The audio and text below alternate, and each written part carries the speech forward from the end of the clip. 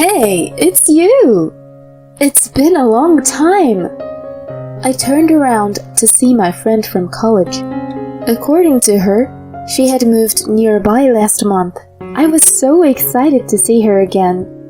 We had a casual conversation and I introduced her to my husband, who was shopping with me. Then my friend said happily, "What a surprise! Our kids go to the same school!" "What? Kids? It's great that your husband helps out with parenting. I'm so jealous." "We actually don't have any kids." "What?" There was an awkward silence. I had no idea what she was talking about. But other day, my friend told me something so unexpected, and this caused a big rift in our relationship. My name is Mary Miller. I am 33 years old. I have loved drawing since I was a child, and after graduating from college, I went to a design school. Though I got a job at a production company, I was unable to do the work I wanted to do. So I started receiving paid commissions for illustrations online. Then, one of my illustrations got a good response and the requests started pouring in. I began to receive requests for stickers for a messaging app, so I decided to quit the company and began working freelance. At the time, my family fiercely opposed my decision to quit the company, but I was able to follow through with my decision thanks to Shane. Shane was my boyfriend then and my husband now. I met him at work when I was an office worker, and we started dating. He knew that I wanted to become an illustrator, and he gave me some advice when I didn't know what to do. "If you miss this chance now, it may never come again. And you're just going to give up like that?" "But my parents are against it." "I mean, if you don't want to do it, I'm not going to force you to. But there are people out there who want to do something but never get the chance, you know." "People who don't get a chance?" "Yeah, but in your case, opportunities came to you by itself. I think it would be a waste to let it go." Shane's words woke me up. He is right when he says opportunities rarely come by itself. I would be a fool to miss it. Thus, over the objection of my parents, I quit my job and became a freelance illustrator. Despite my anxiousness, my message app sticker won the top spot in weekly sales. My DMs were flooded with paid commissions, and I quickly surpassed my salary as a company employee. Around then, Shane proposed to me and we got married. I became a married couple with the man I love, who supported me when I was struggling. We have been married for 4 years now. We don't have children yet, but we are living happily with each other. Many things have happened in the past 4 years. The characters that I drew have been made into merchandise and picture books. I even collaborated with a store to have the characters' design used on their product packaging. Each time, my husband's smile was even happier than mine. "Mary, you're amazing! I went to the store today and saw your illustration on a package of chocolates. They launched today, so I have a bunch of samples here." "Samples don't do it. You have to go to the store to buy these." "Shane, you're so over the top." "No, I'm not. My wife is a popular illustrator, you know. I have to make sure I get these things as your biggest fan." My husband carefully peeled off the package off the chocolates and stuck it on the wall. "Tomorrow I'll go buy another kind," he says happily. When I see my husband happy like this, it makes me happy too. Of course, I started this job because I love to draw. Still, without Shane, I wouldn't have been able to do the work I love today. Because of his encouragement, because of his support, he is the reason why I can live my life happily now. I can't thank my husband enough. I want to repay him as much as I can. That's what I thought every day. I haven't had a whole day off recently due to my work, but I finally got everything settled that day. My husband also has the day off tomorrow, so I wanted to go somewhere together. So I immediately suggested that to my husband when he got home. Hey, Shane, do you have any plans for tomorrow? Tomorrow? Why? I thought maybe we could go out together. I work from home, so you always go out for me on your days off, right? Well, I figured you wouldn't get as much done if I was home. Even on his days off, my husband is very considerate of me and leaves the house. I don't care who's there, and I'd be more than happy to see him at home. I can't deny his consideration because he seems to be caring for me in his own way. It's been a long time since we've had a day off at the same time like this. I was eager to go out for a change, so I thanked him. Thank you for always being considerate. I'll pay for everything tomorrow, so why don't we go splurge? Oh, well, tomorrow is a bit... What? You're off work, right? Actually, I have to work on my day off. I'm having a hard time with my current projects, so... You never used to have to work on your days off. You must be really busy. Yeah, you make a lot of money, right? So, I thought I'd better not let you down. Shane, we don't usually talk about it, but there is a big difference in our incomes. Shane works for a small company, so his salary is about average. I, on the other hand, earn quite a bit of money from collaborations with various companies and regular sales of app stickers. Perhaps my husband is self-conscious about that. However, if I told him that he didn't have to worry about it because I earned the money, it would destroy his pride. If he wants to quit his job and become a house husband, that's fine. However, he is still working as hard as he can to keep up. If that's the case, it would be unreasonable for me to refuse that. I felt sad, but I tried to smile so that he wouldn't be bothered. Oh well, if you're busy with work, I guess there's nothing I can do about it. Let's go on a date some other time. I'm sorry, Mary.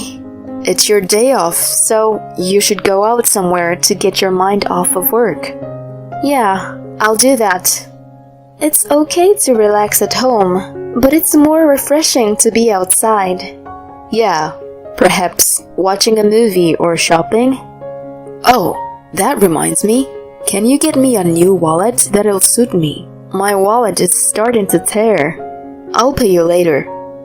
Okay, I'll get you a very stylish one.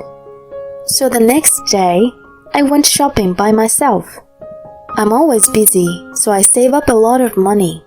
Sometimes I get a little scared because my savings are so much bigger than when I was an office worker. I'm completely useless at housework, so I leave all the bank accounts to my husband, and he takes care of all the household expenses. I use credit cards for purchases, so I only have the statements of what I have spent. The money is deducted from my account, so of course I don't bother my husband. On this particular day, I was looking for a wallet for my husband and found the perfect one. It was a bit pricey, but I was going to give it to him as a gift to thank him for always supporting me. Can I have this one, please? Can I get it wrapped as a gift as well? I'm just giving it to my husband. I just bought the purse he asked me to buy. Some may think that. But for me, even these small surprises are part of our communication as a couple. I hope he'll be happy. With this thought in mind, I went home. However, my husband didn't seem to come home, and after 10 p.m., I received a message that he would be working overnight. In the past, he used to call me when he was about to head home and had dinner with me. But recently, I feel like this is happening less and less. Is it just he works overtime and comes home late? Or is he just concerned about me? I felt an indescribable feeling. After that, we continued to miss each other, and the time we spent together decreased drastically. I couldn't even give him the wallet I had purchased for him. Then one day, my husband asked me if I wanted to go shopping with him out of the blue. Although I still had some work to do, I was happy that he asked me out, and I readily agreed. We went to a shopping mall a few blocks away and looked around the various stores. "Hey Shane, let's get a new matching mugs." "Oh, that's a good idea. We've been using our current one for quite a while." "There's a lot of cute tableware too." "I'm gonna go check out the glasses over there." "Okay." We've been using our current dishes since we got married, and they're nicked in some places. While I was looking at the pretty tableware, a voice called out to me from behind. "It's you, Mary. It's been a long time." I turned around to see my friend from college, Emily. "Emily! Wow, it's been so long! How have you been?" "I'm doing great. How long has it been?" "I haven't seen you since we graduated from college, so it's been more than 10 years.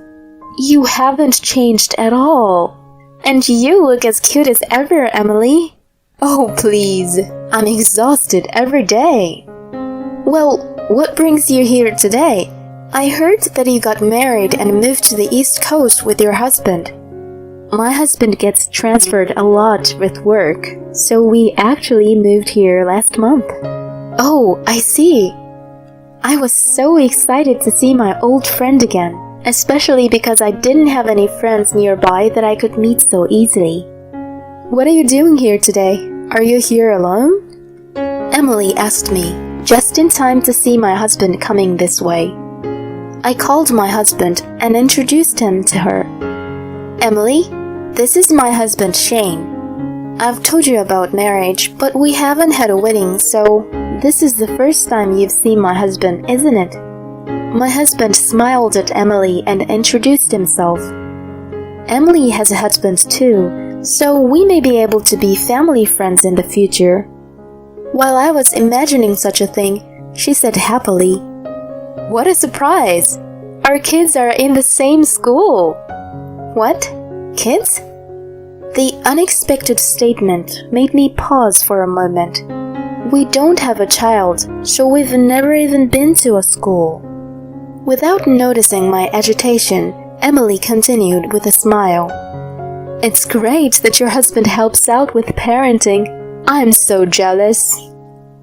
Parenting? What do you mean by that?" "It's not every day that a father comes to pick their child up from school. I'm the one who always picks up my kids from school. Your husband is so nice." "Wait a minute. We actually don't have any kids." "What?" There was an awkward silence. I had no idea what she was talking about.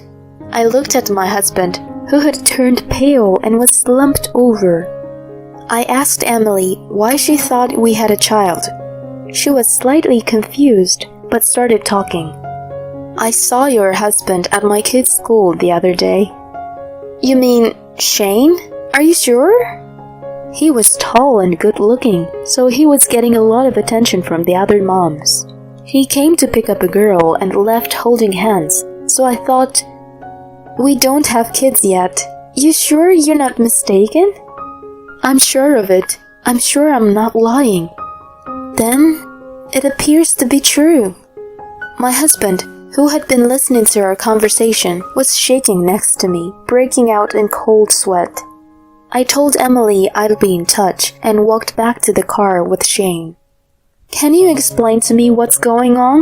I asked him, but he wouldn't open his mouth, so I took his phone and started checking. My husband was yelling at me to stop the whole time, but it didn't matter anymore. I got around and checked the phone and found videos of a girl and messages with a woman who was most likely the woman he was cheating on me with. "Are you saying that this girl is the child between the woman and you?" "No, that's just her kid." But the girl in the video on your phone called you daddy, right?" That's because I'm like a father to her. So does that mean the affair is true? And it's also true that Emily saw you at the school? I questioned him, and Shane nodded silently. At that moment, I felt more anger than sadness. I can't believe it. I can't believe that while I was working so hard, he was deepening his relationship with his affair partner and her child. I can never forgive him. I'll make sure he pays for this. I drove the car to the state office where I picked up the divorce papers and demanded my husband sign them. Here you go. Fill this out right here, right now. Wait a minute. I have no intention to divorce you. What? Don't be silly. Do you think you can stay married to me after doing this? You betrayed me without a care in the world. Forgive me, please. It was just a little bit of a whim. I've only got intimate with her a few times. Believe me. It doesn't matter. You were with her child as a father, weren't you? At that point, it's impossible. That's disgusting. I trusted you. I even bought you a new wallet as a gift, and you trampled all over my heart. Mary, please, don't throw me away. I don't want a divorce. My husband was still half crying and would not sign the divorce papers. I got impatient and took him with me to my in-laws' house. When we arrived, I revealed everything in front of my in-laws. They were furious and ordered my husband to sign the divorce papers on the spot. I know he has a weakness for my father-in-law. My father-in-law is a strict man, and he would never tolerate anything unethical. After getting his signature, I stormed into the house of the unethical woman with my husband leading the way. Luckily, her child was at school, so the woman was home alone. When I asked her about the situation, I found it very hard to believe. Apparently, my husband lied about being divorced and contacted her. She was a single mother who was having trouble making ends meet, so he withdrew money from my account and gave her a large sum of money every month to support her. He lied to her that he worked for a major company and gave her money that he falsely claimed was his salary. When I told her that all of this was a lie, she glared at my husband with a disdain and told him to never show his face again. She, too, was in a way a victim of my husband. Thus, my husband was easily dumped not only by me, but also by the woman with whom he was having an affair. We later filed for divorce and our marriage ended. I declared alimony for the affair, as well as a total of $20,000 that he withdrew from my account without my permission. As for the affair partner, she did not know my husband's true identity, so I did not claim any compensation. On the contrary, she contacted me right away and said she wanted to return the money. Apparently, she had been saving the money Shane had given her every month without spending it. I gratefully accepted the money. Shane, now alone, paid my alimony in one lump sum and was in debt. He had no support from his parents, and after moving to a studio apartment, he was living a much poorer life than before. He lied, cheated on his wife, and spent his wife's money without permission. He deserved it. I, on the other hand, bought a new apartment and a new room to work in. I see my friend Emily regularly, and we talk about many things. If I had not met Emily that day, I would still be cheated on. She felt sorry for me, but I can only thank her. I am going to enjoy my life from now on to make it even better.